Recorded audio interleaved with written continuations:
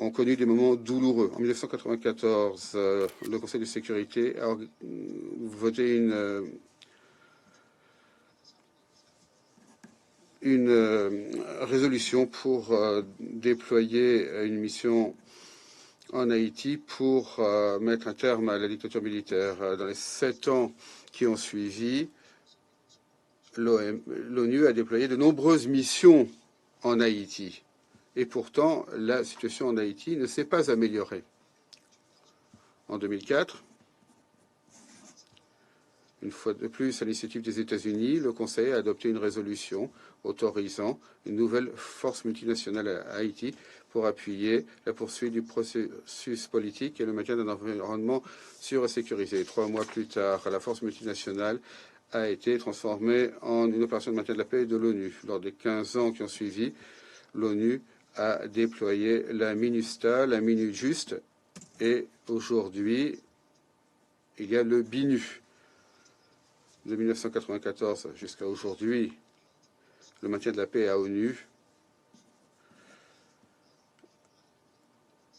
a été présent pendant 30 ans pour un coût total de plus de 8 milliards de dollars. Selon certains chiffres, entre 2004 et 2019, 75 États membres ont envoyé 110 000 soldats de la paix en Haïti, dont 188 ont été tués en faisant leur devoir en Haïti. En échange pour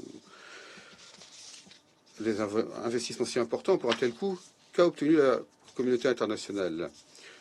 Le chaos constant, le cycle des crises en Haïti et la résistance et les ressentiments du peuple haïtien face aux opérations de maintien de la paix de l'ONU.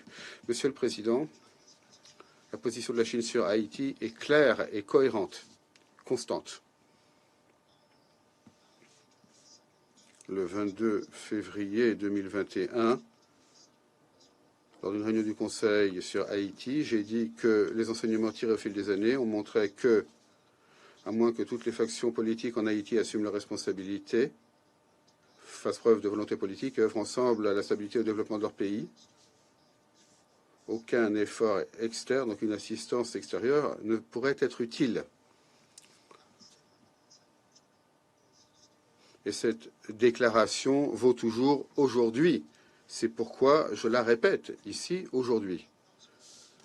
Permettez-moi également de souligner que, en dernier recours, il incombe au peuple haïtien lui-même de faire sortir Haïti de la crise. Aucune intervention extérieure ne peut régler les problèmes fondamentaux. Haïti doit le plus rapidement possible s'efforcer d'atteindre l'indépendance, le développement et l'autonomie.